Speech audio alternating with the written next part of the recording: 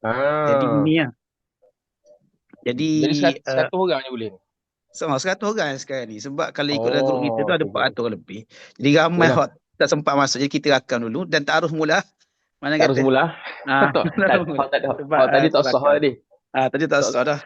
tak sempurna Ah, syarat sah lah. siapa hak dapat? Puan Fatim pun tak lepas masuk Okey. akademi.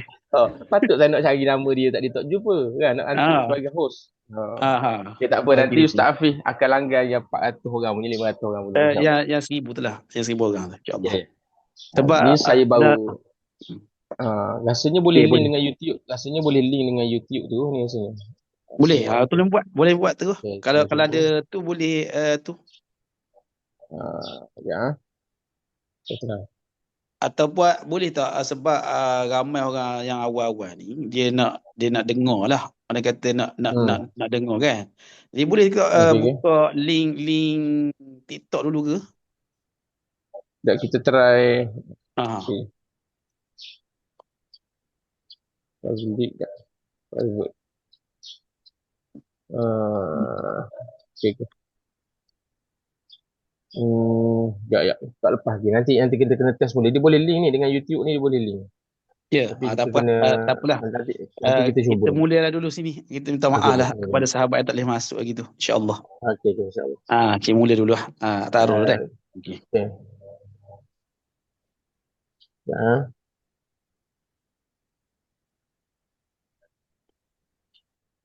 Okey. Bismillah. Alhamdulillah wassalatu wassalamu ala Rasulillah. Kerana ta'aruf yang pertama tadi belum cukup syarat sah, jadi kita ta'aruf kali kedua. Sebab ta'aruf kali kedua ni dia ada rekod kan. Jadi nama diberi Ahmad Nafis bin Azami, dan latar belakang pengajian sebenarnya saya belajar di Ma'had Tahfiz Darul Fikri bersama dengan Fadil Sa'afif. Hafal Quran pun sama, makan pun setalam masa duduk di sekolah dulu. Cuma Ustaz Hafiz senior saya lah, dan saya kemudian Ustaz Hafiz kemudian melanjutkan pengajian ke Yaman dan saya melanjutkan pengajian di Syria. Setelah tamat diploma Syariah dan Bahasa Arab, nak pergi kepada ijazah, maka bermulalah pergolakan di Syria lah. Yang menyebabkan saya terpaksa balik ke Malaysia dan mengambil inisiatif untuk menyambung pengajian di Malaysia lah, iaitu di Universiti Islam Sultan Ahmad Shah Kuantan. Sebab masa tu dekat dengan rumah dan masa tu saya pun dah mula-mula mengajar di sekitar Kuantan. Alhamdulillah selesai ijazah dalam bidang syariah dan juga bahasa Arab. Dan kemudian sebelum ni antara latar belakang pekerjaan berkait dengan pengajian juga, iaitu menjadi guru di Ma'had Tahfiz Turas Negeri Pahang sekitar dalam 5 tahun, daripada mula penubuhan Ma'had Tahfiz Turas Negeri Pahang sampailah ke tahun lepas, dan sekarang saya sudah pun berhenti dan bertugas sebagai mudir di satu Ma'had Tahfiz swasta, iaitu Ma'had Tahfiz Turas Al-Irsyad Baluk. Dan sekarang ni antara uh, uh, kerja yang berkaitan ataupun kita kata mengajar yang berkaitan dengan tauhid ni, saya mengajar di program Yayasan Pahang lah, program Yayasan Pahang iaitu Tafakuh Fiddin Yayasan Pahang dalam subjek tauhid. Jadi itulah sedikit sebanyak pengenalan diri berkaitan dengan tauhid. Dan ilmu tauhid ni antara guru-guru yang saya ambil ilmu, di antaranya guru saya sendiri, Syekh Nazir Adas, ketika mana saya mengaji di Syria dulu, dan memang kita menggunakan silibus sifat 20. Kemudian kalau di unit SAS tu Dr. Ibrahim Dr. Ibrahim Al-Misri Al-Azhari. Dan kemudian antara rakan muzakarah saya dalam tauhid ni adalah Al-Fadil Ustaz Ismail Ustaz Mail Hafizuddin, yang duduk di Baluk dan mengajar sekali dengan saya di Tahfiz Turas Al-Irsyad Baluk lah. Jadi ini sedikit sebanyak latar belakang berkaitan dengan pengajian dan juga latar belakang berkaitan dengan pengalaman sedikit lah dalam pengajaran dan pembelajaran ilmu tauhid. Jadi insya-Allah pada pagi ni kita akan mulakan dengan kitab kita. Boleh nampak ke skrin ni kitab? Boleh? Nampak, Okay, nampak. alhamdulillah. Okay, jadi kitab yang kita akan gunakan adalah Risalah Al-Bajuri fi At-Tauhid. Risalah Al-Bajuri fi At-Tauhid. Ustaz, Sebab Ustaz apa Imam Hafiz, Bajuri? Ustaz Hafiz, sekejap Ya. postcode ada tak postcode? Postcode. Aha. Postcode apa? Dia ada ID, nombor ID kan? Dia ada meeting ID tu dan dia ada passcode. Paskut, Ah, poskut pula. Paskut. Sekejap. Paskut, Ah, sekejap. cuba tengok sebab Dah. ada ramai nak masuk juga ni. Mudah-mudahan dapat masuk lah. Sebab rasanya Sekejap. 100 orang je kot yang permulaan ni. Macam mana? Sekejap, tak jumpa cari dia punya tu dia. Okey. Invite. Okey, okey. Lepas tu, Siapa-siapa sahabat yang ada paskut tu, boleh share tak dalam grup? Sebab ramai pas, kawan-kawan kita tak dapat masuk tu. Ah, paskut ni tak jumpa dah kat mana paskut. ah, eh, ah, Oh, okey, kejap tak. eh. Kat mana paskut ni? Tak jumpa kat paskut ni. Kita kat Ada, Malaysia. ada sahabat-sahabat yang boleh bantu paskut sebab ramai sahabat kita tak dapat masuk ni. Kesian pula Ya. kita. Ah, Hmm, tak apa nanti belum ma- mula. mana paskut tak jumpa paskut. Ah, Sebab tak biasa main lagi. tak apa, tak Okey. apa. Ustaz Nafi teruskan dulu. Ah, Nanti saya cari. okey. Boleh buka situ, boleh. Jadi kalau boleh godek-godek beritahu dah. Okey.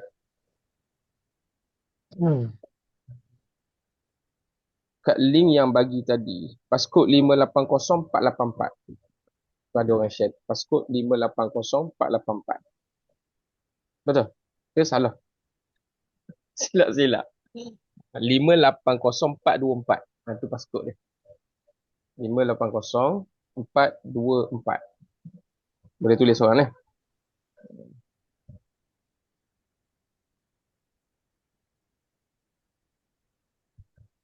Okey, terima kasih. Okey, Ustaz Nafi boleh mula eh. Ya. Jadi kitab yang kita guna ni adalah Risalah Al-Bajuri fi Ilmi Tauhid yang disusun oleh Al-Alim Al-Allamah Syekh Ibrahim bin Muhammad bin Ahmad Al-Syafi'i Al-Bajuri. Al-Alim orang yang alim. Al-Allamah orang yang sangat alim. Iaitu Syekh Ibrahim bin Muhammad bin Ahmad Al-Syafi'i Al-Bajuri ataupun lebih tersohor ataupun terkenal dengan gelaran Al-Imam Al-Bajuri rahimahullahu ta'ala yang merupakan Syekhul Azhar, merupakan kita panggil sebagai ketua lah, kita sebut sebagai rektor, pernah menjadi rektor kita kata kalau zaman ni istilahnya di Jami' Al-Azhar ataupun di Universiti Al-Azhar. Okey. Jadi kitab ni dinamakan dengan risalah. Risalah ni maksudnya lembaran-lembaran. Maksudnya bukanlah satu kitab yang terlalu besar. Sebab tu dinamakan dengan risalah Al-Bajuri.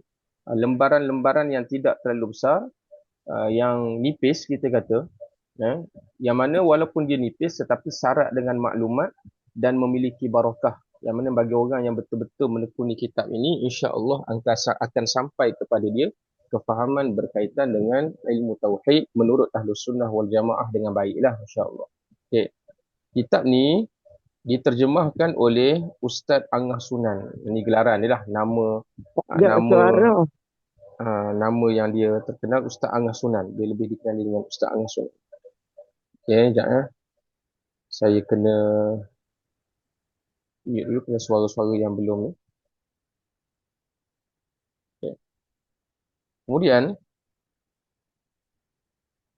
dan ada kata penghantar yang ditulis oleh Datuk Haji Muhammad Yusof bin Haji Ahmad, Mufti Kerajaan Negeri Sembilan, Darul Khusus. Okey, suara dengar? Boleh dengar suara? Suara saya boleh dengar ke? Dengar Ustaz, dengar. Tak jelas. Okey, ingat tak dengar dia. Boleh dengar. Ustaz Afiq pun tak dengar kan? Okey.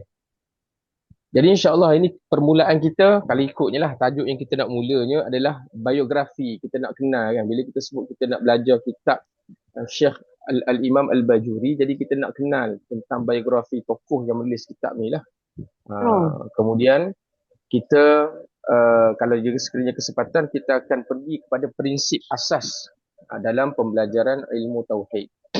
Jadi ini saya zoom lah. Bismillahirrahmanirrahim. Biografi Syekh Ibrahim Al-Bajuri rahimahullahu ta'ala. Dia lahir pada tahun 1198 Hijrah dan dia wafat pada tahun 1277 Hijrah. Jadi Al-Imam Bajuri ini adalah ulama kurun yang ke-12. Dia kaedah kira kurun ni, kalau 1101 maka dia dah kira ulama kurun ke-12. Contohnya ulama ni lahir pada tahun 101. 101 bermaksud ulama ni adalah ulama kurun yang kedua. Kurun yang kedua. Kalau ulama ni lahir tahun 201, maka ulama ni dikira ulama kurun yang ketiga. Masuk je satu lebih, dia dah dikira masuk kurun yang seterusnya. Jadi Al-Imam Bajuri ni dia adalah ulama kurun yang ke-12 dan ulama kurun yang ke-13 Hijrah. Siapa dia? Beliau adalah beliau adalah al-alim al-allamah. Allamah maksudnya orang yang sangat alim. Al-bahru. Al-bahru maksudnya lautan. Ini gelaran untuk dia lah. Al-fahamah. Fahamah maknanya orang yang teramat memiliki kefahaman. Syekh. Syekh ni dia ada dua makna. Syekh ada dengan maksud rajulun ajuz ataupun orang yang tua kita kata, orang hak lemah. Dan syekh juga adalah bermaksud orang yang matang ilmu. Syekh Ibrahim bin Muhammad bin Ahmad Asy-Syafi'i Al-Bajuri. Asy-Syafi'i kerana dia ini seorang yang bermazhab Syafi'i dalam fiqh dia. Dalam fiqh dia. Dan kitab dia dalam fiqh ni banyaklah digunakan di pondok-pondok, di madrasah-madrasah, hatta di luar negara, di Yaman, di Mesir, gunakan kitab fiqh Al-Imam Al-Bajuri rahimahullahu ta'ala. Al-Bajuri nisbah kepada Bajur. Bajur ni adalah satu daerah yang berada di jajahan Manufah di Mesir. Satu kita kata daerah di Mesir lah. Beliau dilahirkan pada tahun 1198 Hijrah. Beliau membesar dan mempelajari Al-Quran di bawah bimbingan ayah dia. Ayah dia juga seorang ulama. Pada tahun 1212 Hijrah ketika berumur 14 tahun, beliau menuntut ilmu di Al-Azhar. Ketika tentera Perancis menceroboh Mesir pada tahun 1213 Hijrah, beliau keluar pergi ke Hizah dan bermukim di sana. Setelah Perancis meninggalkan Mesir pada tahun 1216 Hijrah, beliau pun kembali dan menyibukkan diri dengan pelbagai bidang ilmu. Antara guru beliau ialah Syekh Muhammad Al-Amir Al-Kabir, Syekh Abdullah Syarqawi. Syekh Abdullah Syarqawi ni juga merupakan ulama besar di Mesir. Yang mana dia ada satu kitab yang namanya Hasyiah Asy-Syarqawi. Kemudian Syekh Daud Al-Qal'awi, Syekh Muhammad Al-Fudali. Syekh Muhammad Fudali ni juga adalah orang alim besar. Yang mana Syekh Muhammad Al-Fudali ni, dia ada satu kitab yang ditulis yang namanya Kifayatul Awam. Kifayatul Awam ni ada Syekh Ibrahim Al-Bajuri ni juga, dia buat satu huraian kepada kitab gurunya Syekh Ahmad Fudali yang namanya Hasyiah Tahqiqil Maqam. Kemudian Syekh Hasan Al-Quwaisini dan ramai lagi rahimahumullah ta'ala. Mudah-mudahan Allah Ta'ala merahmati mereka. Jadi perkataan rahimahumullah ta'ala kat sini, kalau kita tengok, ini doa. Kalimah ini merupakan kalimah doa. Okay. Kemudian, kesemua guru-gurunya terdiri daripada para ulama besar dan terkemuka pada zamannya. Jadi kita tak pelik lah. Macam mana kita kata seorang tokoh ini boleh menjadi seorang ulama, iaitu Al-Imam Bajuri, kerana dia dididik oleh orang yang alim.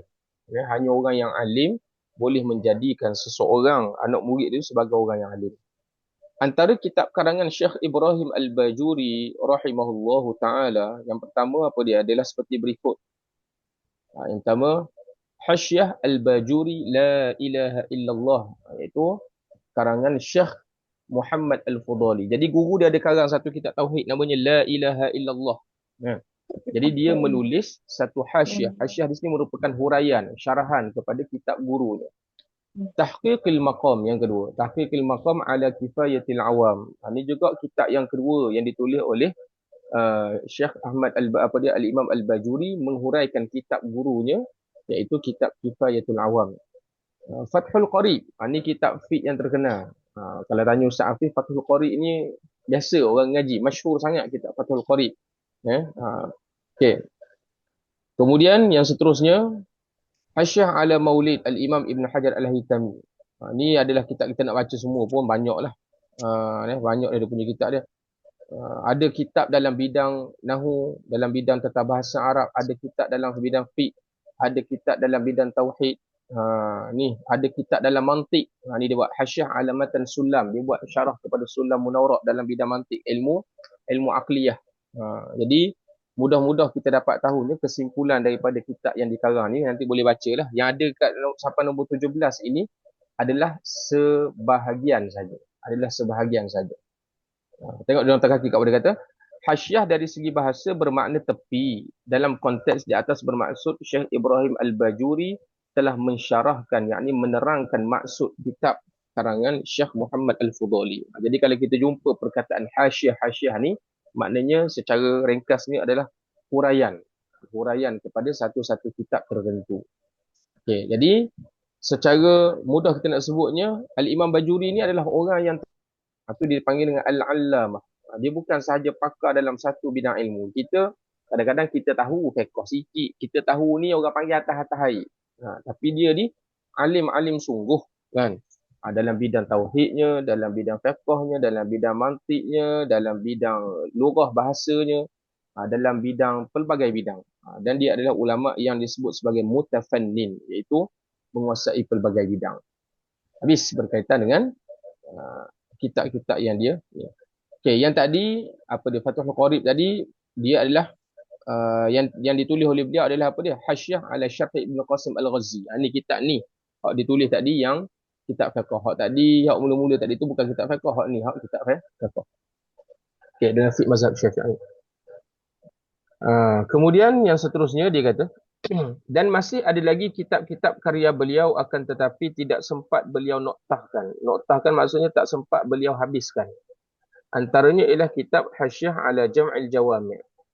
Ni kitab usul fiqh, Jam'ul Jawami'. Kemudian Hasyiah ala Syarh Sa'd ala Al-Aqaid Al-Safiyah. Ni kitab tauhid. Dia nak buat huraian ke atas kitab Sa'duddin At-Taftazani, iaitu Aqaid Al-Safiyah. Kemudian dia nak buat huraian kepada huraian. Kemudian Hasyiah ala Minhaj, kemudian Hasyiah ala Syarh Manzumah Syekh Bukhari. Dalam ni kitab-kitab yang dia tak sempat untuk selesaikan. Okey. Kita tak baca semualah, kita baca secara ringkas saja. Kemudian disebutkan Syekh Ibrahim Al-Bajuri rahimahullahu taala seorang ulama yang sentiasa sibuk dengan belajar dan mengajar. Lidahnya sentiasa basah membaca Al-Quran dan berzikir kepada Allah Azza wa Jalla. Beliau dilantik menjadi Syekhul Azhar pada tahun 1263 Hijrah. Disebut dengan Bahrul Ilmi. Bahru ni istilah Al-Bahru ni kalau bagi seseorang lautan. Maksudnya dia orang yang memiliki lautan ilmu. Antara gelaran yang diberikan kepada beliau. Jika dilihat pada kitab karangannya, beliau mengarang dalam pelbagai bidang ilmu Islam. Di Nusantara, nama Syekh Ibrahim Al-Bajuri tidak asing bagi penuntut atau para santri. Santri ini pelajar di pondok atau pesantren. Hal ini kerana kitab beliau seperti Tuhfatul Murid ala Syarh Jauharatit Tauhid. Kitab Jauharah ni antara kitab yang agak tinggi sedikit. Level K maksudnya pertengahan lah.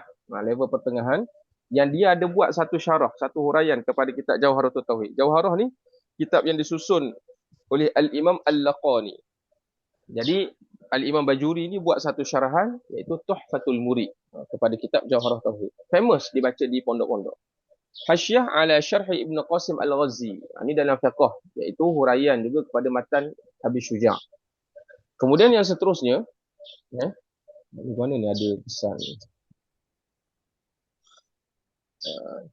Okay.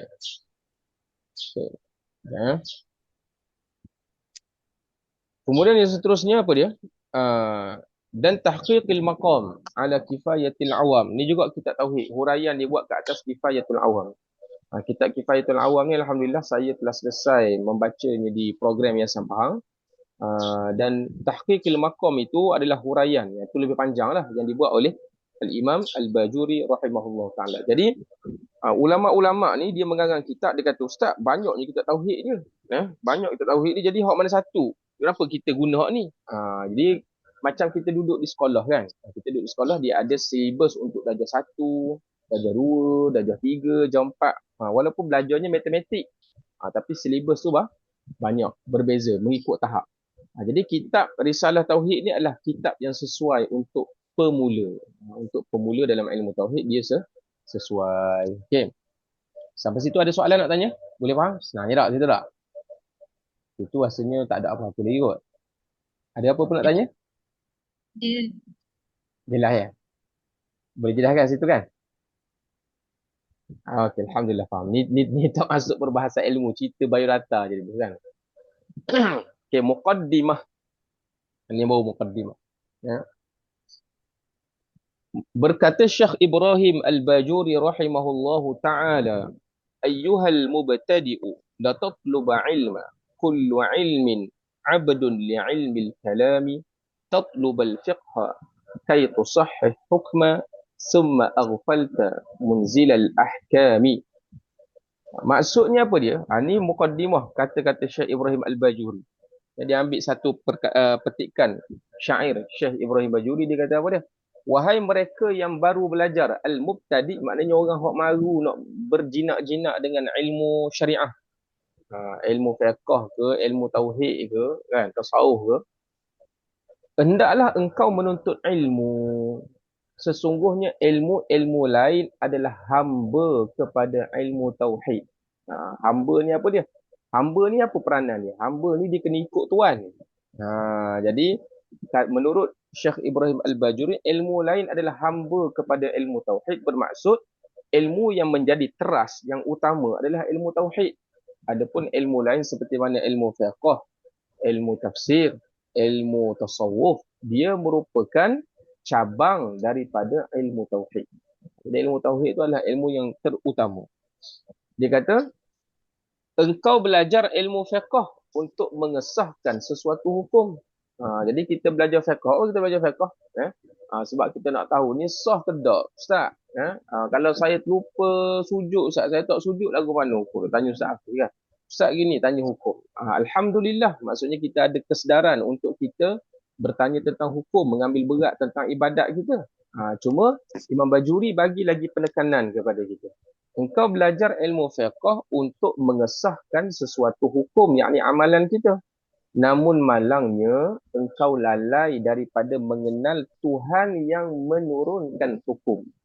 Ni deep sikit lah kata-kata Imam Bajuri. Jadi kita belajar kadang-kadang, bukan kita, alhamdulillah kita semua ni ada kesedaran nak belajar ilmu tauhid. Alhamdulillah. Ada setengah orang, dia menitik beratkan tentang hukum Allah, tetapi dia tidak menitik beratkan ilmu untuk mengenal zat yang menurunkan hukum, yakni Allah Ta'ala sendiri. Tak? Jadi boleh tulis kat situ kan. Jadi Imam Bajuri bagi penegasan, dia kata apa dia? Ada orang mengambil berat tentang hukum Tuhan, hukum Allah, tetapi tidak mengambil berat tentang ilmu mengenal Allah itu sendiri. Itu maksud Imam Bajuri bagi mukadimah.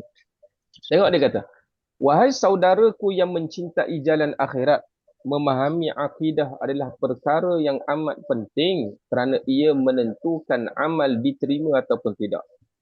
Kalau dalam fiqh, ini bukan untuk kita merendahkan ilmu fiqh sama sekali, tidak sama sekali. Ilmu fiqh terlalu penting. Tetapi dalam ilmu fiqh, dia melibatkan batal dan juga sah. Sama ada sah ataupun batal. Adapun kalau tauhid, dia melibatkan iman ataupun kufur. Iman ataupun kufur. Sebab kalau orang yang melakukan maksiat kepada Allah Ta'ala tetapi imannya masih sah, maka dia masih ada harapan untuk ke syurga Allah Ta'ala.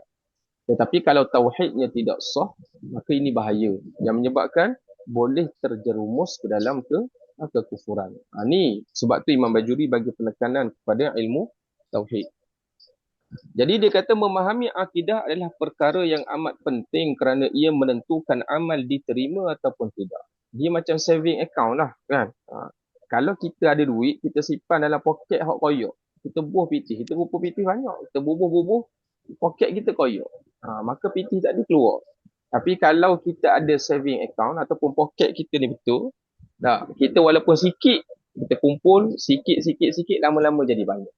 Jadi umpama ilmu tauhid ni macam kantung untuk kita menghimpunkan amalan. Kalau kantung itu baik, rapi, maka insya-Allah amalan kita terjaga. Tapi kalau kantung tak dibocor, maka ia berbahaya lah kepada diri kita. Jadi tak ada bekal kan. Kalau orang kantung dibocor, gigi muflis.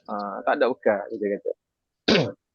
Kemudian dia kata akidah dari sudut bahasa Arab daripada perkataan aqada, past tense dia ataupun fi'il madhi dia. Dan aqada yang bererti ikatan ataupun simpulan yang kukuh, dipanggil aqdun. Jadi sebab tu kalau kita ikat tali, kita ikat mati, kita ikat kuat lah. Kita tarik tu tak degih dah. Jadi tempat yang kita simpul untuk menggabungkan dua tali tu dipanggil aqdun. Jadi sebab tu ikatan perkahwinan dipanggil apa dia? Aqdun nikah. Kan? Aqduz zawaj, ikatan perkahwinan. Sebab apa? Ikatan tadi tu kukuh. Sebab dalam Islam kita ni al-aslu fil farji haram. Asal pada hukum kemaluan seseorang adalah haram. Tak boleh. Hukum kemaluan seseorang itu adalah haram. Melainkan dibenarkan oleh syarak melalui ikatan perkahwinan. Dengan sebab adanya ikatan perkahwinan tadi. Cuma ikatan perkahwinan tu tak nampaklah tali ikat. Dia panggil ikatan maknawi. Ikatan secara makna. Dia tidak nampak dengan mata zahir kasar kita ni. Jadi dengan sebab adanya ikatan tersebut menghalalkan apa yang haram sebelum ni. Tu dipanggil aqdun. Maksudnya ikatan perkahwinan ni satu ikatan yang kukuh sehingga mana boleh menghalalkan sesuatu yang Allah Ta'ala haramkan sebenarnya. Asal hukum kemaluan orang ni haram. Tapi dengan sebab ada ikatan perkahwinan jadi halal. Jadi saya nak terangnya makna aqdun tu tadi tu. Aqdun tu maknanya ikatan yang kukuh asal maknanya. Itu dari sudut bahasa. Buat apa banyak coreng-coreng sini? Ada tercoreng-coreng. Okay. Seterusnya dia kata, dari sudut bahasa, ianya disebut sebagai i'taqada dengan erti mengikat diri kepada sesuatu secara kemas. Akidah adalah mu'taqad yang membawa perkara-perkara yang mu'tamad. Mu'taqad ni maksudnya tempat untuk kita ikat. Orang yang ikat diri dia, dipanggil mu'taqid. Contohnya kita tak nak jatuh, kita ikat diri kita. Kita ni dipanggil orang yang mu'taqid. Kita ikat diri kita kat mana? Kita ikat diri kita dekat satu palang yang kukuh. Supaya kita tidak terjatuh. Palang yang kukuh tadi tu dipanggil dari segi bahasa mu'taqad. Mu'taqad. Dipanggil dari segi bahasa dipanggil mu'taqad. Ini semua kalimah-kalimah yang berkait dengan makna akidah. Mudah-mudahnya akidah ni okay, tak apa. Tak apa. Okay. Mudah-mudahnya ilmu akidah ni satu ilmu yang membahaskan tentang simpulan pegangan. Yang membahaskan tentang simpulan pegangan. Iaitu simpulan pegangan yang perlu dibina secara kukuh antara seorang hamba dengan Allah Azza wa Jalla. Hamba dengan Allah Azza wa Jalla. Itu ilmu akidah. Okay. Siapa yang ada on mikrofon tu boleh tutup dulu. Okay. Mana tadi? Okay. Jadi ilmu akidah kita kata apa dia akidah? Akidah ni kalau kita kata ilmu akidah, satu ilmu yang membahaskan tentang ikatan ataupun simpulan antara hamba dengan Tuhan. Untuk kita nak kukuhkan hubungan kita dengan Allah Ta'ala ni, tak menghilangkan keraguan-keraguan. Contohnya bila kita diuji. Buat apa? Aku semayang, kena uji kok. Ada orang kafir dia kata tak semayang pun dia kata. Tak kena uji. Jadi kalau dia ngaji dalam ilmu tauhid dia akan jumpa wajaizun bi fadlihi wa adlihi tarkulli kulli mumkinin ka fi'lihi, dan harus pada hak Allah Subhanahu wa taala itu antara sifat harus bagi Allah iaitu memperlakukan apa sahaja kepada makhluk. Dia boleh buat benda sahaja pada makhluk. Itu contoh. Jadi bila dia ngaji tauhid, dia nampak kan. Seterusnya dia tak mudah berburuk sangka dengan Allah Azza wa Jalla. Jadi akidah adalah mu'taqad. Akidah ini adalah apa dia? Yang membawa maksud perkara-perkara yang mu'tamad, yang dipegang. Perkara-perkara yang dipegang. Jadi dalam ilmu akidah ni kita membahaskan tentang mu'taqadat. Mu'taqadat maksudnya perkara-perkara yang perlu orang mukmin pegang sungguh-sungguh. Pegang dengan kukuh, ikat dengan kukuh. Yang antaranya perbahasan akidah ni apa dia? Hubungan dengan Allah Azza wa Jalla. Kan? Kemudian tentang perkara-perkara yang berkait dengan kerasulan. Kemudian perkara-perkara ghaibiyat, iaitu benda hak tak nampak dengan mata kita, tapi kita dengar melalui wahyu Allah Ta'ala. Seumpama apa dia? Syurga, neraka, azab kubur, timbangan, mizan kan? Sirat dan seumpama dengan. Kemudian dia kata apa dia? Orang hidup yang tidak mempunyai pegangan akidah atau tauhid seperti sebuah kapal yang tidak berkemudi, terapung-apung dan terumbang-ambing di tengah lautan mengikut pukulan ombak dan badai. Sebentar ke kanan, sebentar ke kiri, tidak tentu arahnya. Akhirnya akan terbentuk pada batu-batu karang, lalu hancur dan terbenam ke dasar laut. Ini perumpamaan yang dibawa oleh pengarang kita. Dia kata apa dia? Orang yang tak ada akidah ni, dia kata, ada gangguan suara sikit, ada yang orang on mic ke? Sekejap. Sorry. Okay. Orang yang tidak ada pegangan akidah, kata pengarang kita ni, umpama orang yang macam layang-layang tak ada teraju. Layang-layang tak ada teraju, tak terikat dengan tali. Macam mana layang-layang kalau tak terikat dengan tali? Dia memang terbang. Tapi terbang dia tadi akhirnya akan membawa kepada kebinasaan. Kalau kita tengok layang-layang tu ada tali, dia terbang tinggi pun, tinggi dia tadi dalam keadaan terkawal. Dalam keadaan jadi, tuan dia tahu bila nak bawa turun, macam mana tak nak bagi sangkut dekat wayar, macam mana tak nak bagi terbang melampau sangat. Menyebabkan esok boleh diterbangkan sekali lagi. Lusa boleh diterbangkan sekali lagi. Tetapi layang-layang yang tidak ada tali, yang tidak ada benang, yang tidak terikat, menyebabkan dia terbang tapi akhirnya binasa. Tak sangkut kat tiang telefon, sangkut dekat tiang elektrik, sangkut merata-rata jatuh dalam longkang jelas sekali. Sebab tidak ada yang menerajui layang-layang tersebut. Sama juga dengan kapal. Contoh di sini kapal. Kalau kapal bahtera yang gagah sekalipun, tapi kalau tidak ada pengemudi, tak ada orang yang bawa kapal, yang tahu macam mana nak berhadapan dengan ombak, akhirnya kapal tadi dia akan karam. Dia akan terdampar di lautan. Dia akan jadi buruk. Dah tenggelam di lautan, lama-lama dia akan jadi batu karang. Batu karang akan duduk dekat dia. Maka bukan lagi kapal pada ketika tu, kerana telah pun binasa. Jadi pengarang kita, dia buat mari perumpamaan, mana-mana orang yang tidak ada ilmu tauhid, umpama kapal yang tidak ada kemudi. Umpama layang-layang yang tidak ada teraju, yang tidak boleh dikawal. Maka arus bawa ke kanan ikut kanan, arus bawa ke kiri ikut kiri. Orang kata gini ikut orang kata gini. Akhir sekali boleh membinasakan diri. Jadi orang yang ada ilmu tauhid, dia ada ilmu yang mengawal dia. Mengawal tindak tanduk dia. Macam mana cara dia nak berinteraksi dengan takdir Allah Azza wa Jalla. Macam mana dia mengenal sifat-sifat Tuhan. Jadi ada ilmu yang mengawal dia. Tu secara ringkasnya maksud daripada kalam yang disebutkan oleh pengarang. Kemudian dia kata, ilmu tauhid adalah ilmu yang akan membentuk kehidupan seseorang sama ada cara berfikir dan bertindak. Dia tak sama orang yang belajar ilmu tauhid dengan orang yang tak menguasai ilmu tauhid dalam bertindak. Jadi kita akan lebih nampak jelas dalam berinteraksi dengan qada dan qadar Allah Azza wa Jalla. Ilmu tauhid ni lagi kita jelas kita boleh tengok dalam berinteraksi dengan takdir Allah Azza wa Jalla. Macam mana cara dia melihat kepada takdir Allah Azza wa Jalla. Jadi dia akan terzahir di situlah biasanya.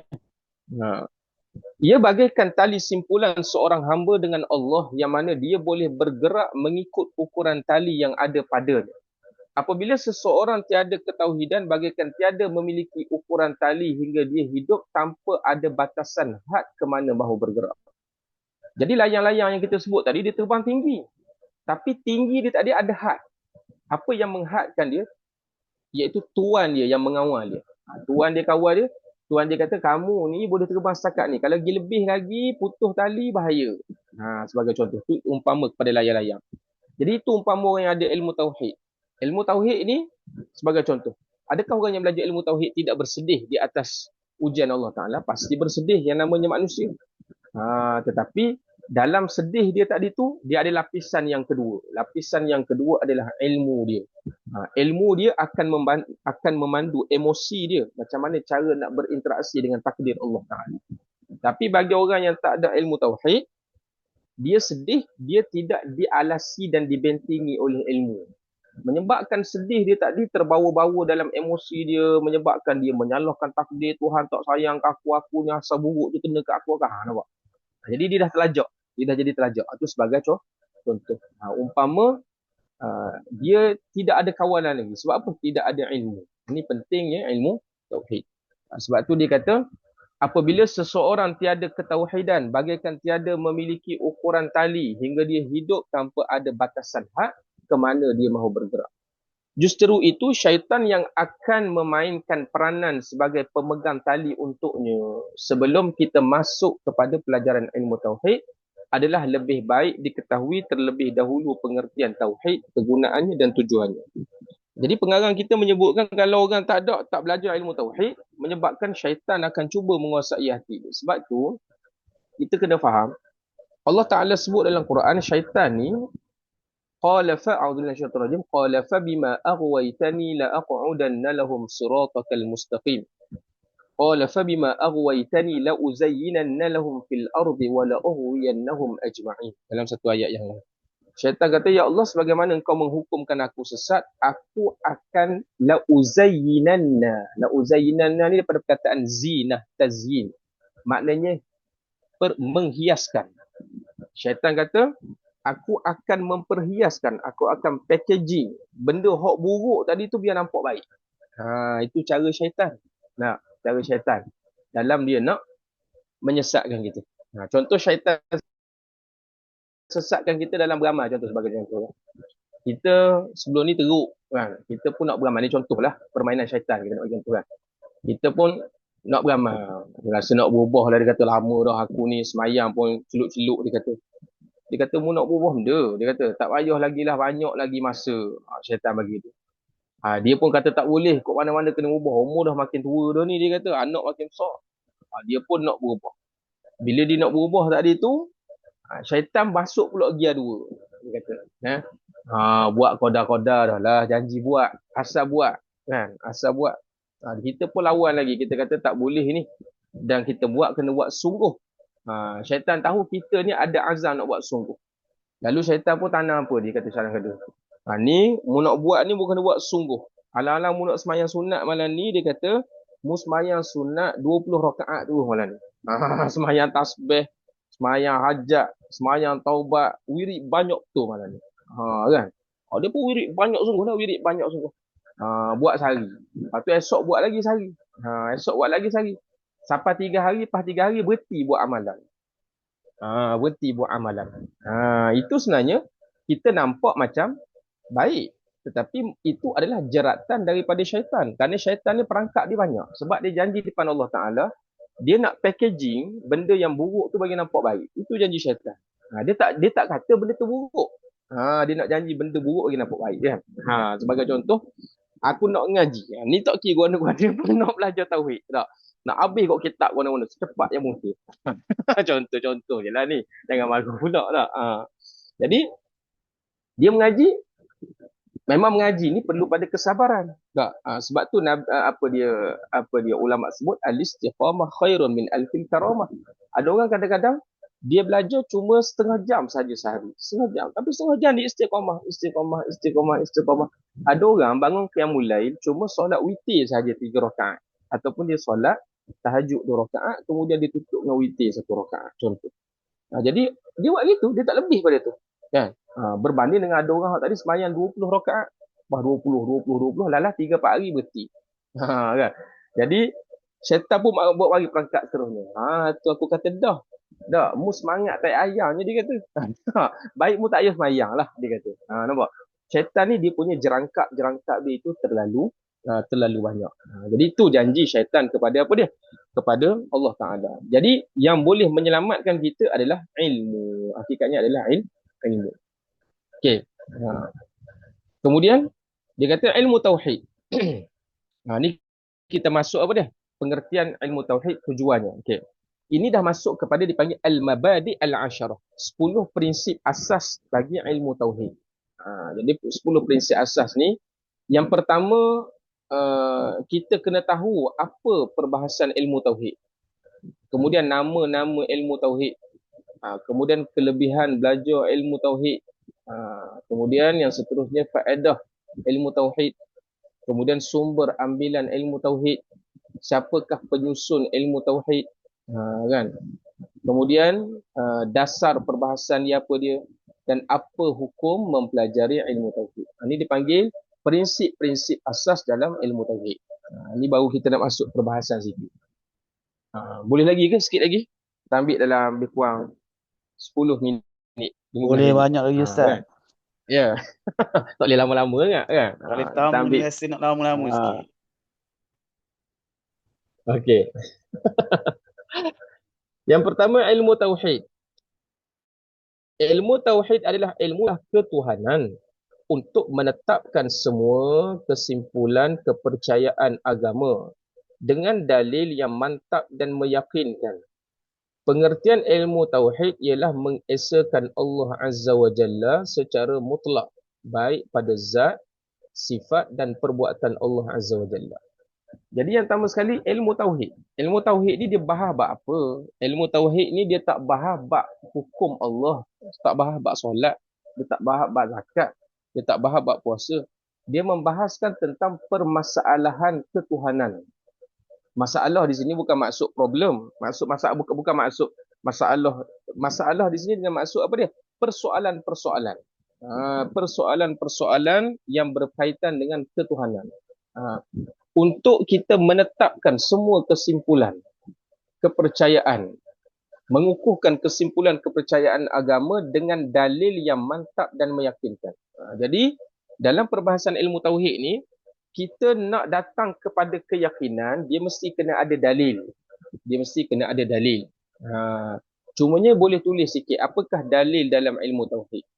Dalil dalam ilmu tauhid ni secara asasnya dia ada 3 dalil. Yang pertama, dia panggil dalil Al-Quran dan juga hadis. Dia panggil dalil syarak. Boleh tulis dekat komen pun boleh. Yang pertama, dalil Al-Quran dan juga dalil hadis, iaitu dalil syarak. Yang kedua dia panggil dalil akli, dalil akal. Dan yang ketiga dia panggil dalil musyahadah. Musyahadah ni maksudnya mata kepala kita sendiri. Contoh orang tanya kita, sekarang ni siang ke malam? Kita tak ada kata, jap kita nak mesyuarat tu tengok siang ke malam. Tak ada kata tak. Jadi sekarang ni waktu siang. Apa dalil kata sekarang waktu siang? Dalilnya adalah musyahadah, iaitu mata kepala kita tengok sekarang waktu siang. Itu dah dalil. Jadi bila kita bahas tentang dalil dalam tauhid, kita jangan nampak dalil itu semata-mata Quran dan hadis tak. Dan kebanyakan dalam sifat 20 ini akan diketengahkan banyaknya dalil akal. Sebab apa dalil akal? Adakah mengenepikan dalil Quran dan hadis? Tidak. Ulama mendatangkan dalil akal kerana dalil akal adalah penghujahan secara akal, menurut akal. Sebab tauhid ini, Allah Ta'ala dia bukan sahaja seru supaya orang Islam sahaja bertauhid. Orang Islam memang dah bertauhid. Tapi bila ada ayat seruan tentang tauhid, dia menyeru kepada ya ayyuhan nas. Sebab tu kalau tak percaya, kita buka Quran, kita tengok mana-mana ayat yang berkaitan dengan tauhid, mesti Allah Ta'ala guna ya ayyuhan nas pada tulisannya. Ya ayyuhan nasu ubudu rabbakumul ladzi khalaqakum. Wahai sekalian manusia, sembahlah, beribadahlah kepada aku, Rabb kamu yang mengurus takbir kamu. Jadi dakwah tauhid adalah dakwah kepada seluruh umat manusia sejagat. Jadi manusia ni ada yang mukmin, ada yang kafir. Kalau sebagai contoh kita bercakap dengan Acong, Acong, jomlah masuk Islam. Tak, mengimani Allah Ta'ala tu tunggal. You apa dalil Tuhan tu satu, dia kata. Kita pun baca Bismillahirrahmanirrahim. Qul huwallahu ahad. Allahus samad. Contoh kita baca dalil. Ya. Kita baca Qul huwallah. Ni ada tercoreng-coreng lagi. Okay. Kita baca Qul huwallah. Acong kata tak usah kata Qul huwallah. Satu Quran tu dia tak beriman. Jadi Acong dia konsisten. Dia bukan setakat tak beriman dengan Qul huwallah. Dia tak beriman dengan satu Quran. Jadi daripada segi nak menunjukkan dalil kepada orang yang bukan Islam, maka kita tak boleh nak mengenengahkan mula-mula tu dalil Quran. Sebab mereka memang daripada asal dah tak beriman dengan Quran. Jadi kita nak kena guna dalil apa? Kita kena gunakan dalil akal. Sebab semua manusia berakal. Semua manusia berakal. Manusia yang sihat, normal lah. Kalau Ahcong tolak dalil akal, maksudnya apa? Apa boleh jawapan? Kalau kita bagi dalil akal, Ahcong tolak dalil akal. Maksudnya apa? Maksudnya? Maksudnya Ahcong tak berakal. Itu dia punya maksud dia. Nah, kalau dia tolak hujah akal, Ahcong tolak hujah akal, dia tak percaya hujah akal, maka dia tidak berakal. Sebab itu dalam perbahasan ilmu sifat 20 ni banyak digunakan dalil-dalil logik. Tetapi dalil logik tadi tu dibantu ataupun digunakan ilmu, dipraktiskan ilmu mantik sebahagian daripada ilmu mantik dalam nak menyusun dalil-dalil logik tersebut. Jadi tauhid ni dia memang kena kerah akal sikit lah. Tauhid ni tak macam fiqh. Fiqh bab dia luas. Tauhid ni tak terlalu luas. Tetapi dia agak kritikal sedikit. Dia agak kritikal sikit. Okay. Jadi sebab tu dia kata, kita apa dia? Kita nak menetapkan semua kesimpulan kepercayaan agama tadi tu, menetapkan maksudnya nak meyakini kepercayaan agama kita tadi tu dengan dalil yang mantap dan meyakinkan. Dalil dengan hujah yang mantap dan meyakinkan. Okay. Sebagai contoh, tuan-tuan dan puan-puan nak lintas jalan. Bila nak lintas jalan, tengok kereta laju. Saya nak tanya, lintas ke tak lintas? Tengok kereta laju. Boleh jawab. Mudah soalan tu kan? Rasa semua boleh jawab. Sudah pasti kita tak lintas. Sebab apa tak lintas? Sebab kita kata bahaya. Kita kata bahaya. Saya nak tanya, daripada mana kita dapat hukum bahaya tadi tu? Daripada mana kita dapat hukum bahaya? Daripada dalil. Daripada dalil. Di situ bukan dalil akal, tapi dalil musyahadah dia panggil. Dia panggil dalil musyahadah. Mata kita tengok kereta laju. Jadi bila mata kita tengok kereta laju, maka kita tak lintas. Sebab kita meyakini, kita menetapkan dalam diri kita ada bahaya. Kita menetapkan dalam diri kita keyakinan kita ada bahaya. Daripada mana datang keyakinan bahaya tadi tu? Kerana ada dalil, ada bukti, iaitu dalil musyahadah, penyaksian kita dengan mata kita. Maka begitu juga dalam tauhid. Kita nak meyakini Allah Ta'ala tu tunggal. Allah Ta'ala tidak dilahirkan. Allah Ta'ala tidak diberanakkan. Allah Ta'ala tidak boleh ada dua, ada tiga. Semuanya ada dalil. Sebagaimana tuan-tuan dan puan-puan, dalil meyakini lintas kereta dalam keadaan kereta laju itu bahaya, maka begitulah dalil yang akan digunakan dalam ilmu tauhid. Siapa peringkat? Siapa yang mengatakan Tuhan itu tak ada, dia tidak berakal. Kita boleh kata kesimpulannya dia tidak berakal. Sebab tu orang yang mengaji tauhid, dia akan kenyang akal dia. Sebagai contoh, saya bagi contoh. Masa kita kecil-kecil kan, anak-anak ataupun kita pernah tanya kepada Tok Ki kita, saya ni siapa cipta? Allah cipta. Kemudian mak saya siapa cipta? Mak awak pun Allah cipta. Siapa cipta Allah?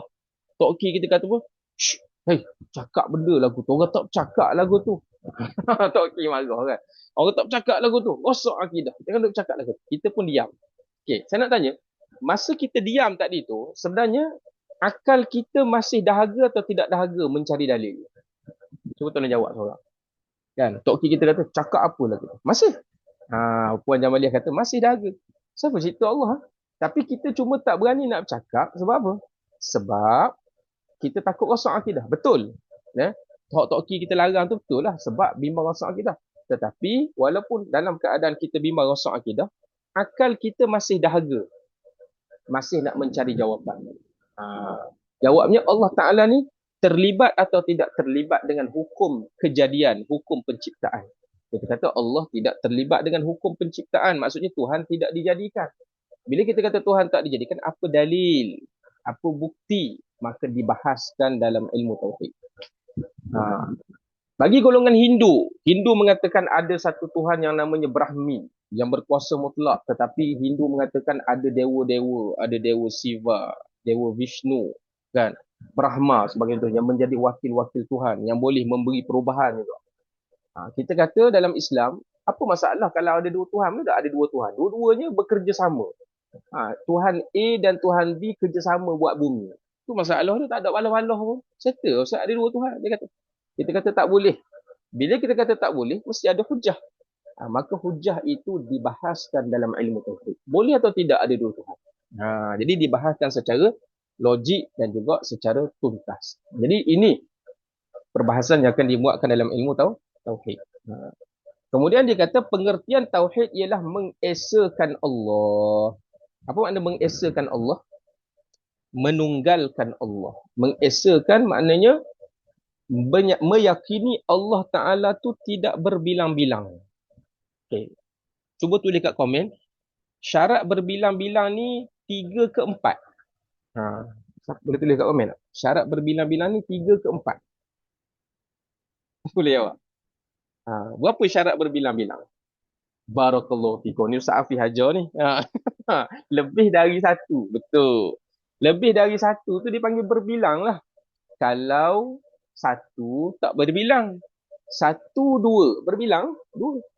Kan? Tiga lagi lah. Saja je saya tanya tiga. Lebih dari satu. Betul.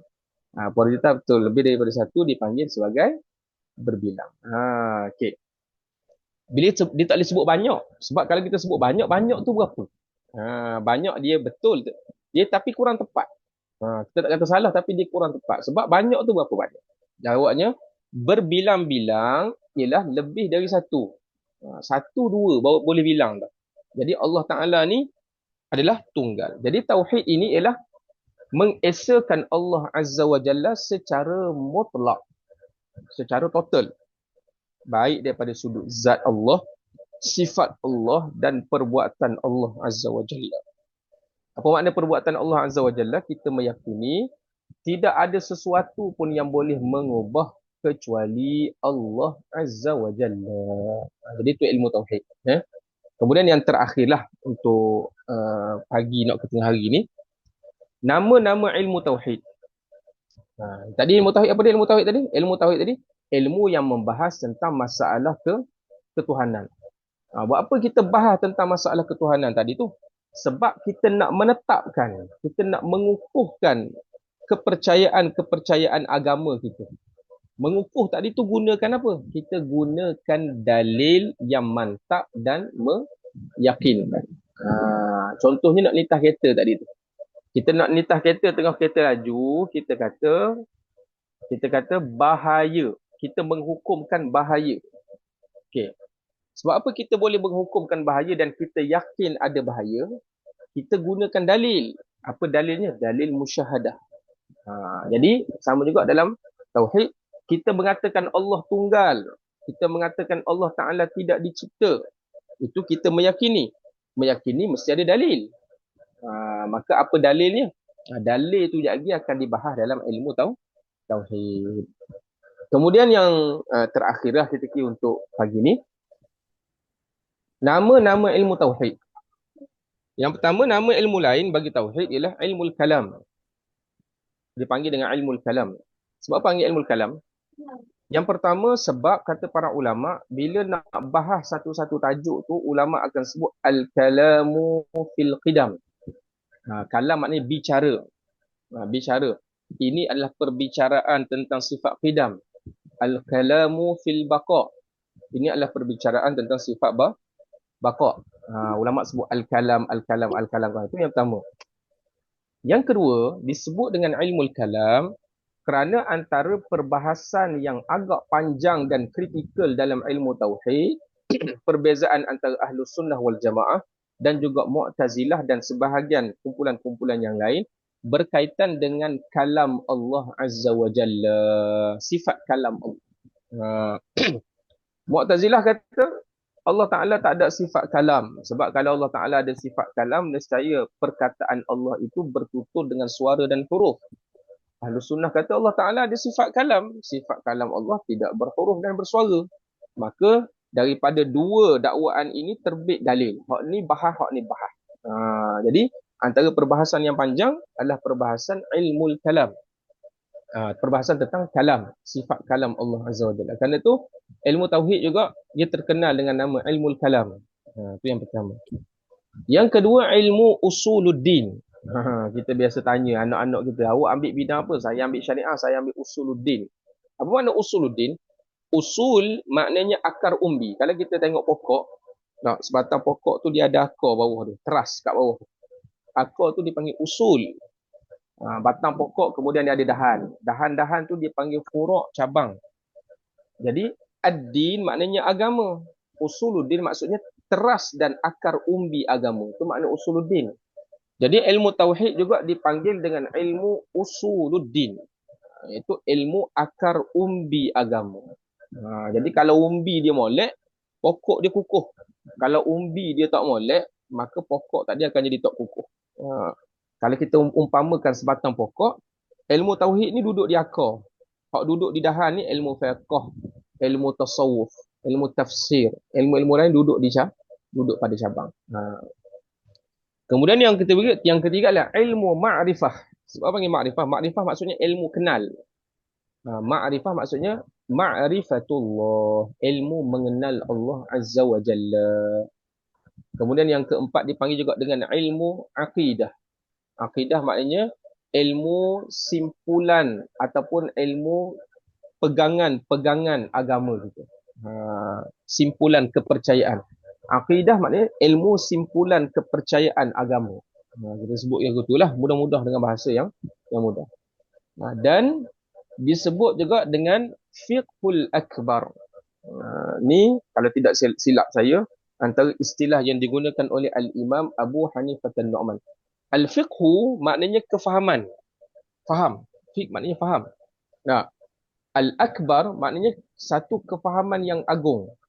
Jadi sebahagian ulama bila disebut fiqhul akbar maknanya ilmu tauhid. Kalau disebut fiqhul asghar, fiqh kecil. Fiqh akbar ni fiqh besar. Fiqh besar maknanya ilmu tauhid.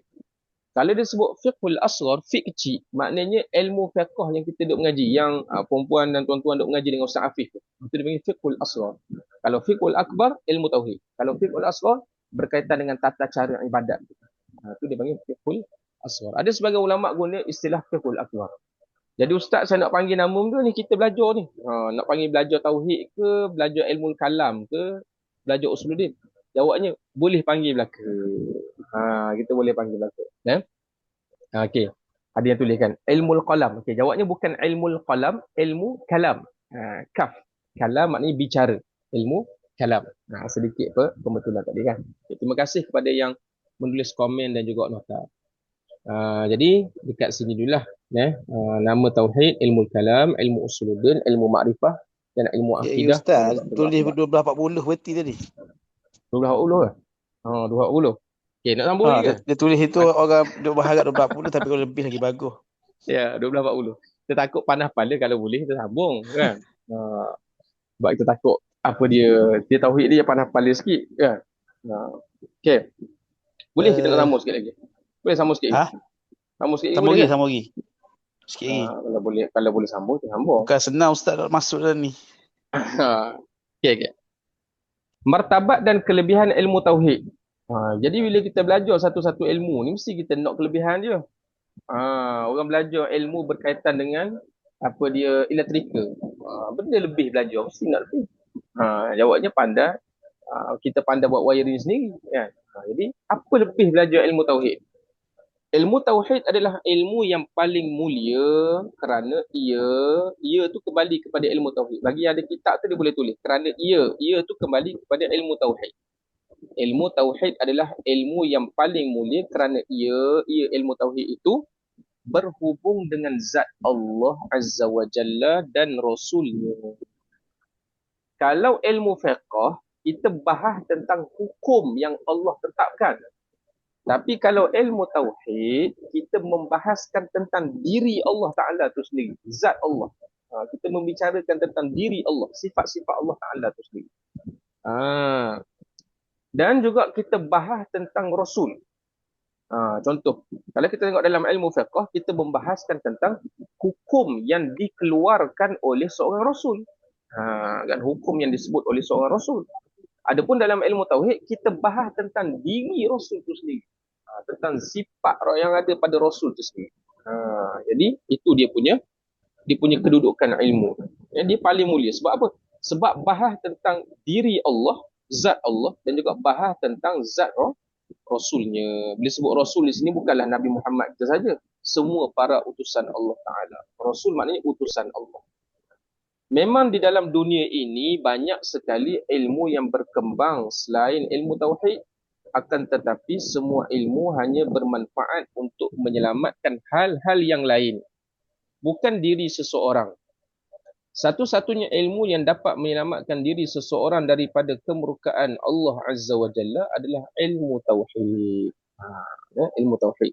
Sebab ilmu tauhid ni secara mudah kita nak fahamnya, satu ilmu yang membimbing hati kita macam mana cara nak mengenal Tuhan. Cara kita nak berinteraksi dengan Tuhan. Kalau betul cara kita tuning, mudahlah untuk kita berhubung dengan Allah Azza wa Jalla. Kalau salah cara kita tuning, maka payahlah kita nak nampak tentang apa dia kebesaran Allah Azza wa Jalla. Okay. Kemudian yang seterusnya faedah. Yang tadi kedudukan. Jadi ilmu tauhid kedudukannya paling tinggi. Dia adalah kedudukan yang paling tinggi dalam ilmu syariat, dalam kedudukan ilmu agama. Ilmu hak paling tinggi kedudukan dia, ilmu tafsir ke, ilmu hadis ke, hak paling tinggi adalah kedudukan ilmu tauhid. Sebab apa? Sebab ilmu tauhid dia membahaskan tentang zat Allah, tentang zat Rasul. Iaitu dari sudut apa? Sifat-sifat yang mesti ada pada zat Allah dan juga zat Rasul. Okey, habis di sini. Kemudian faedah ilmu tauhid. Apa faedah belajar ilmu tauhid? Faedah ilmu tauhid adalah melepaskan diri seseorang daripada syirik dan kufur yang sangat dimurkai Allah Azza wa Jalla, serta mencapai ma'rifatullah dengan dalil-dalil yang kukuh sehingga membawa kepada kejayaan, kebahagiaan di dunia dan juga di akhirat. Insya-Allah, ianya juga dapat menjadi benteng yang kukuh dalam menghadapi kesamaran-kesamaran, yakni syubhat-syubhat dalam bab kepercayaan dan pemikiran. Contoh, nak sebut syirik ni dia tak mesti kena sembah berhala syirik. Apa maksud syirik? Asyirku bermaksud kita menganggap syirik ni satu sifat. Yang mana kita meyakini ada sesuatu selain daripada Allah boleh memberi bekas perubahan. Boleh tulis kat situ. Apa makna syirik? Bermaksud kita meyakini ada sesuatu selain dari Allah, yang boleh memberi bekas perubahan. Yang boleh memberi bekas perubahan. Itu panggil asyirku. Contohnya, mudah-mudah. Kita ambil contoh. Kita ambil contoh, kita makan nasi. Bila nasi masuk dalam perut kita tu, kita rasa kenyang. Kalau kita ada i'tiqad secara yakin dalam hati kita, hakikat sebenar yang beri kenyang itu adalah nasi. Nanti kita akan bahas nanti. Dia ada beza hukum adat, hukum syarak dan juga hukum akal. Nanti kita bahas. Tapi ada seseorang meyakini, biasanya nasi. Yang beri kenyang tu hakikatnya nasi. Bukan Tuhan nasi. Allah Ta'ala cipta saya. Allah Ta'ala cipta mak saya. Tapi bila saya lapar, saya makan nasi, hakikat sebenar beri kenyang tadi nasi. Bila dia anggap nasi boleh beri bekas perubahan kepada diri dia, daripada lapar kepada kenyang, itu bekas perubahan dia panggil. Maka nasi dia telah mensyirikkan Allah Azza wa Jalla. Itu sikit kan. Contohnya, lagi apa lagi? Bila dia ada kedudukan dan juga pangkat, dia beriktikad dan meyakini dengan sebab hakikatnya, ini bukan cerita asbab semata-mata, tapi dalam hati dia. Saya ada pangkat dan saya ada kedudukan, saya ada kekayaan. Inilah sebenarnya yang menyelamatkan saya. Inilah sebenarnya yang menyelamatkan saya. Allah Ta'ala dah cipta saya. Kan? Allah Ta'ala cipta mak saya. Dan Tuhan bagi saya hidup. Tapi dalam saya nak meneruskan kehidupan ni, sebenarnya hak jaga saya juga adalah duit saya. Adalah kedudukan saya.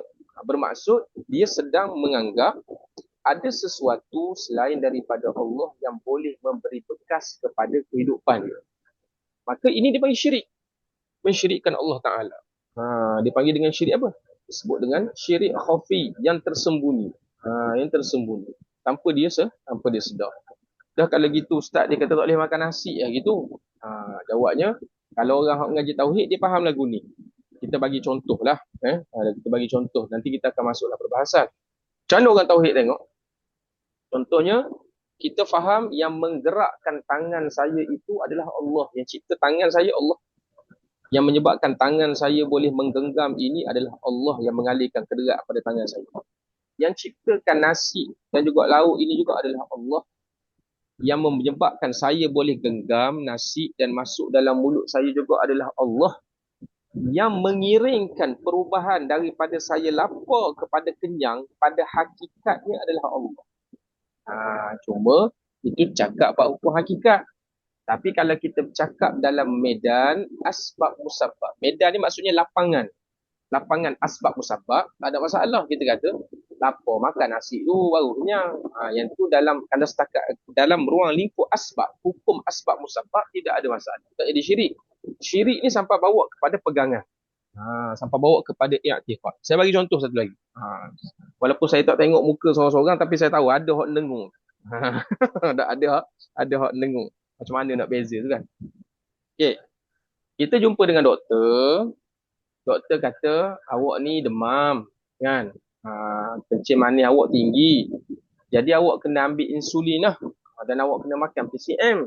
Baru suhu badan awak tinggi turun. Kita pun ambil ubat. Kita orang ngaji tauhid. Kita ambil ubat, kita kata PCM boleh menurunkan suhu. Kalau makan PCM pada satu mall, mesti suhu badan kita turun. Mesti tu mengikut hukum apa? Yang kita kata wajib turun suhu. Wajib tu hukum adat, hukum asbab musabbab. Mengikut hukum asbab musabbab, hukum saintifik. Kalau sakit, makan ubat tertentu, maka akan dapat kesembuhan. Adapun kalau menurut i'tiqad, pegangan dalam hati kita yang sebenar, saya makan ubat hakikat yang mengiringkan kesembuhan daripada sakit kepada sembuh adalah Allah Azza wa Jalla. Okey, nak kena tulis. Tak, ada orang minta conteng-conteng sikit lah. Kita cuba dah. Mana? Saya pun baru nak. Sorry. Syekh boleh. Tak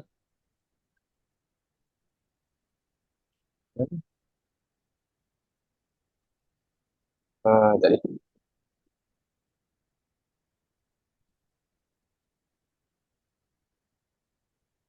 Okay, gini. Kita nak faham hukum. Nanti kita akan bahas juga. Nak tulis tu rasanya kemudian sebab saya takut tak jumpa dia punya dia whiteboard tu kan. Whiteboard online ni takut pergi klien. Okay. Dalam tauhid ni ada 3 hukum. Yang pertama hukum syarak. Tak boleh tulis hukum syarak. Yang kedua hukum adat. Yang ketiga hukum akal. Tulis itu dulu. Hukum syarak, hukum adat dan juga hukum akal. Sebagai contoh berlaku ke Nabi Isa alaihi salatu wassalam. Barakallahu fiik. Terima kasih pada puan Eliana. Berlaku pada Nabi Isa alaihi salatu wassalam, Allah Taala sebut kepada dia datangnya malaikat kepada Sayyidatina Maryam bagi tahu bahawasanya dia akan melahirkan seorang bayi. Lalu apa kata Sayyidatina Maryam? Qalat anna yakunu li ghulamun wa lam yamsasni basharun wa lam aku baghiyya. Macam mana aku nak melahirkan anak sedangkan aku tidak pernah disentuh oleh mana-mana lelaki dan aku ini bukan seorang yang baghi, bukan seorang perempuan yang melacurkan diri. Kan aku nak ada anak. Jadi ini kata siapa? Ini kata Sayyidatina Maryam. Lalu apa kata malaikat? Dia kata walam qala kadzalika qala rabbuki huwa alayya hayyin wa qad khalaqtuka min qabl wa lam taku syai'a. Benda ni terlalu mudah bagi Allah Azza wa Jalla. Lalu Sayyidatina Maryam mengatakan dia tak mungkin dapat anak sebab dia tak pernah disentuh oleh lelaki. Siapa boleh tulis kat saya? Ni hukum apa ni? Hukum adat ke? Hukum syarak ke? Barakallahu fi Yuznaili. Nah, hukum adat. Hukum adat maksudnya hukum asbab musabbab. Hukum saintifik lah kita panggil. Kan? Mengikut hukum asbab musabbab, Sayyidatina Maryam sedang bercakap tentang hukum asbab musabab. Macam mana aku nak ada anak? Aku tak pernah disentuh oleh lelaki. Tak pernah ada berlaku persenyawaan dengan mana-mana lelaki. Tak. Jadi dia bercakap Sayyidatina Maryam menyebut tentang hukum adat. Lalu malaikat kata benda tu mudah bagi Allah. Perempuan. Okay? Benda tu mudah bagi Allah Azza wa Jalla. Okay? Benda tu mudah bagi Allah Ta'ala. Jadi soalannya sekarang ni, Sayyidatina Maryam melahirkan anak tanpa seorang bapa biologi. Saya nak tanya, mustahil atau tidak mustahil? Siapa boleh jawab? Mustahil atau tak mustahil? Sayyidatina Maryam melahirkan anak tanpa seorang bapa biologi. Mustahil atau tak mustahil? Siapa boleh jawab? Mustahil. Ada kata mustahil. Tapi benda tu disebut dalam Quran. Tidak mustahil. Jawabnya mustahil ke tak mustahil? Tak. Nak kata mustahil ada dalam Quran. Nak kata tak mustahil, tak rajin berlaku depan mata lagu tu. Kan? Mana-mana doktor pun tak pernah mengeluarkan. Jawabnya, kita kata, seorang ibu melahirkan anak tanpa benih daripada bapa biologi, hukumnya mustahil pada adat. Mustahil pada adat. Mustahil adat. Barakallahu fikum. Menurut hukum akal kita kata apa dia? Hukum akal kata harus. Sebab akal kita mengimani ada Tuhan yang berkuasa, yang boleh melakukan sesuatu yang melanggar hukum adat. Akal kita kata boleh jadi berlaku, boleh jadi tak berlaku. Tak, kalau Tuhan nak boleh berlaku, kita kata. Kemudian yang ketiga dipanggil hukum syarak. Hukum syarak ni maksudnya ketetapan yang telah digariskan oleh syarak. Syarak ni kat sini Quran dan juga hadis. Quran kata memang Sayyidatina Maryam melahirkan Nabi Isa tanpa ada ayah. Jadi bila Quran kata, kita kata wajib pada syarak. Wajib pada syarak. Jadi kita kata Sayyidatina Maryam melahirkan anak tanpa ada bapa biologi, tanpa ada benih daripada seorang lelaki, mustahil pada adat.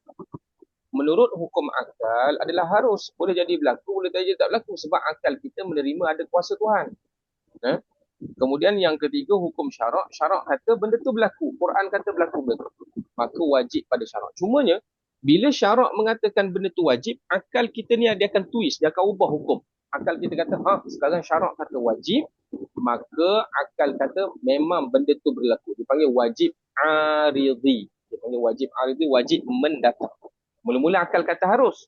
Tapi bila syarak menggariskan belanda tu berlaku, akal kita kata, saya mengimani perkara tersebut. Wajib berlaku. Itu contoh. Contoh yang kedua, kan? Tongkat Nabi Musa alaihi salatu wassalam bertukar menjadi ular.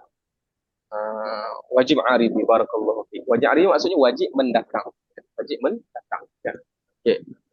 Kita nak kata apa? Mustahil ke tak mustahil? Tongkat ubah jadi ular. Sepatut ular ni dia kena bersenyawa dengan ular baru lahir ular. Tongkat ubah jadi ular, kita kata hukum ni adalah mustahil pada adat. Kan? Menurut akal kata harus. Boleh jadi berlaku, boleh jadi tak berlaku. Atas Tuhan berlaku. Atas kuasa Tuhan berlaku. Syarak kata benda tu berlaku. Syarak kata benda tu berlaku. Kisah Nabi dalam surah Taha disebutkan kan, kisah Nabi Musa alaihi wasallam. Maka menurut syarak wajib. Jadi tongkat Nabi Musa tukar jadi ular tadi tu kita kata wajib pada syarak, mustahil pada hukum adat, yakni hukum asbab musabab. Menurut akal kata pada mulanya harus.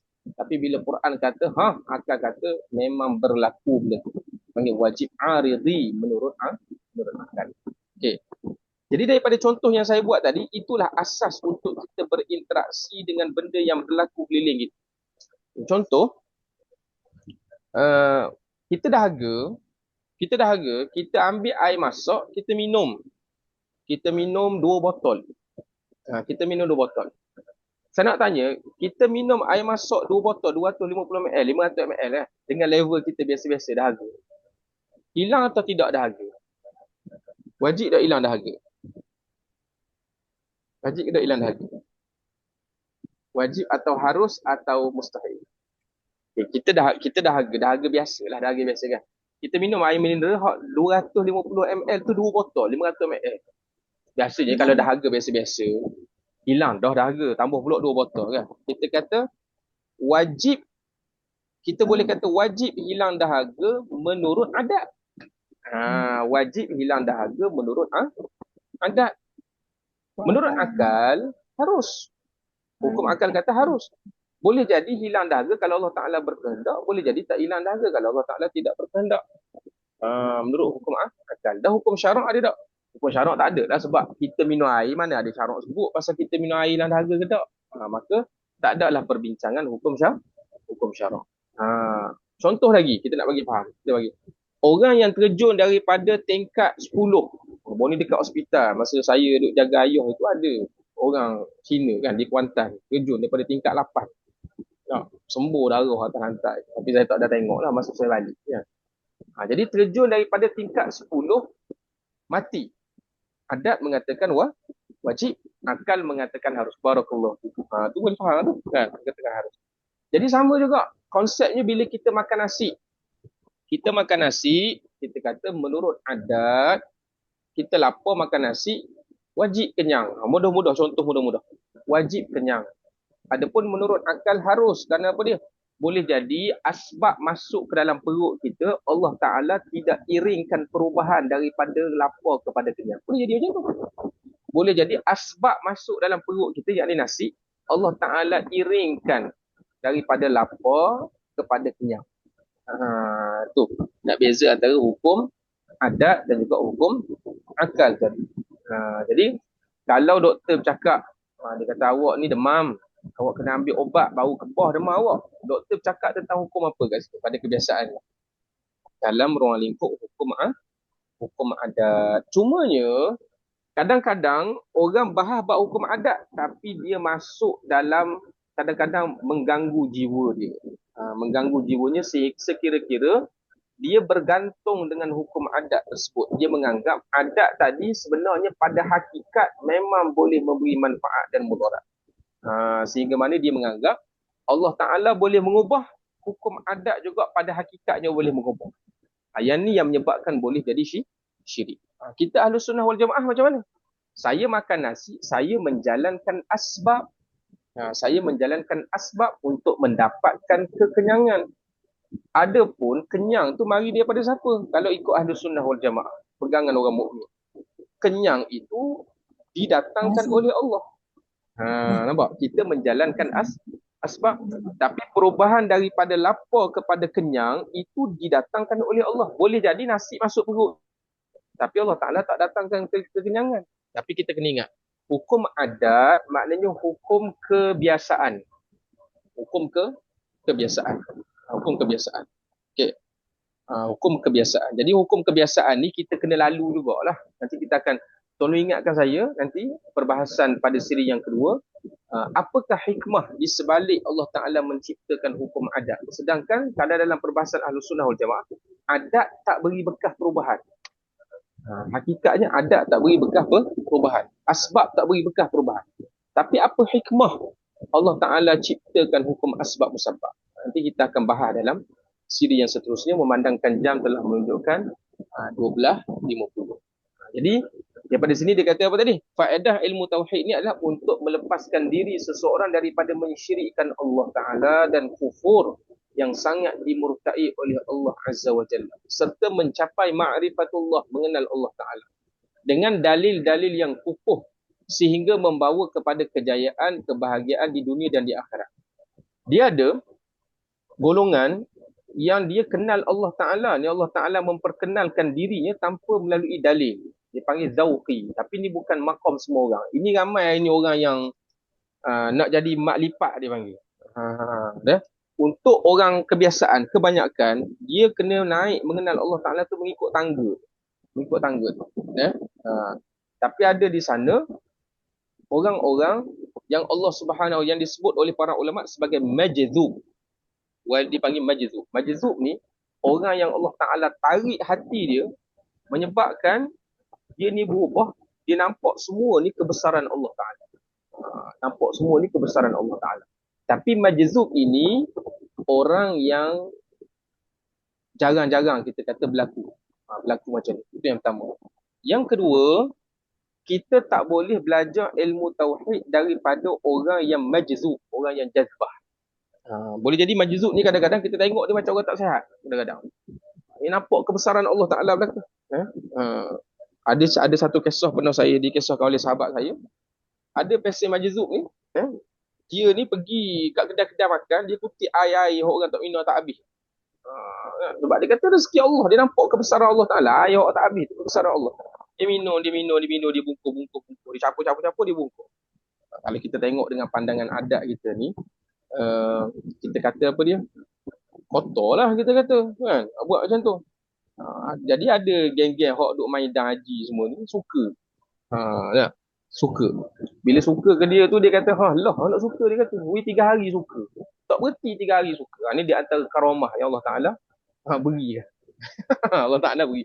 Tapi ingat, majzub, orang yang jazbah, orang yang Allah Ta'ala tarik hati dia ni menyebabkan dia mengenal Allah Ta'ala dengan cara mendadak. Kita panggil mendadak. Orang macam ni, kita tak boleh ambil ilmu syariat daripada diri dia. Boleh tak? Boleh tulis sikit tak? Ada kat komen, ada? Dia bagi orang majzub, tak boleh kita ambil syariat daripada diri dia. Saya bagi contoh lah nak faham kalau dalam ilmu dunia. Masa zaman dulu-dulu, kan? Zaman saya dulu, yang terkenal seorang yang handal dalam ilmu matematik namanya Adiputra. Kan? Adiputra ada lagi sekarang ni kan? Dia macam-macam metod ataupun macam-macam kaedah dia boleh reka. Dia panggil laduni. Boleh kata kita boleh panggil dengan laduni. Boleh panggil laduni. Maksudnya yang direct daripada Allah Ta'ala. Boleh kita panggil laduni. Kan? Jadi majzub apa dia? Contohnya kita kata macam, kita panggil macam gifted lah. Kita sebut macam gifted.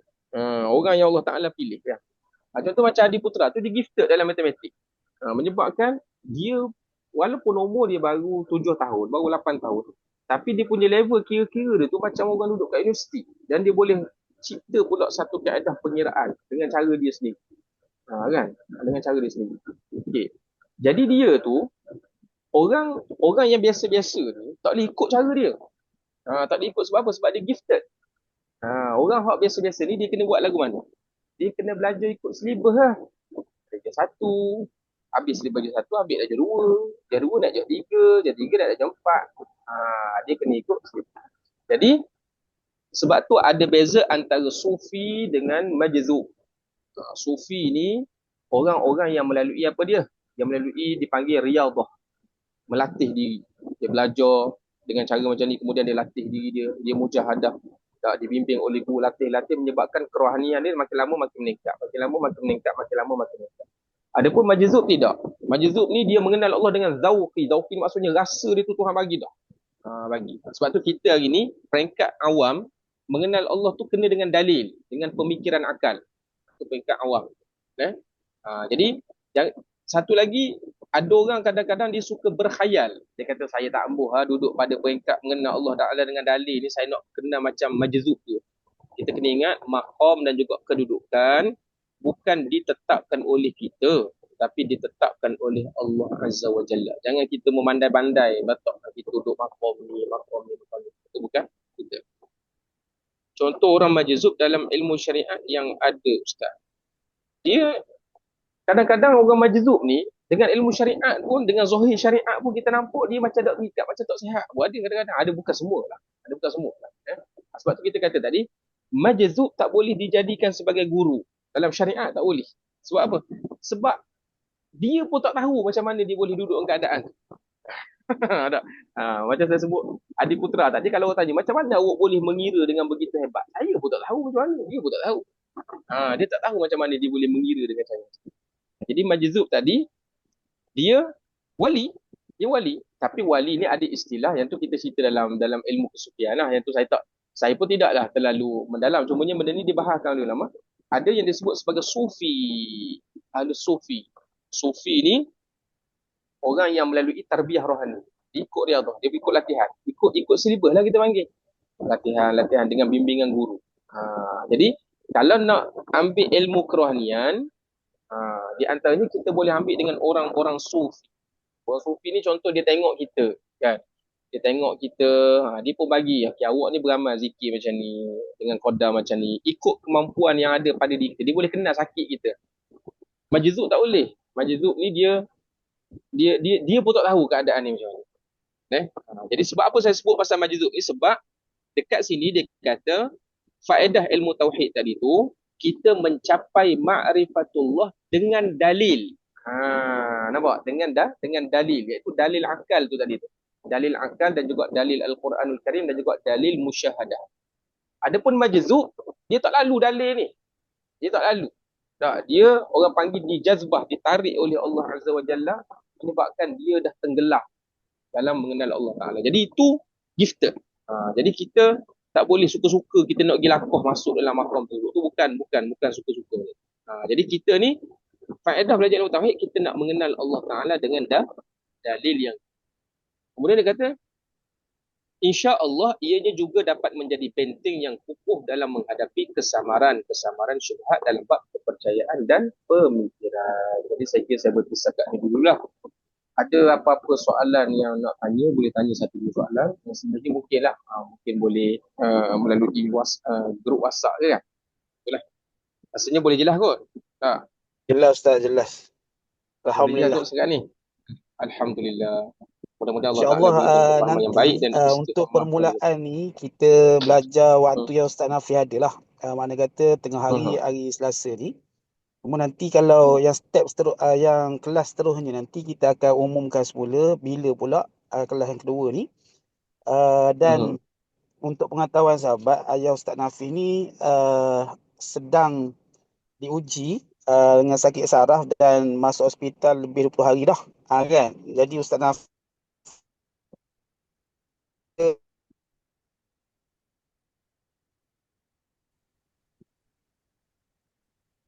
line tak boleh lah. Dengar ke suara?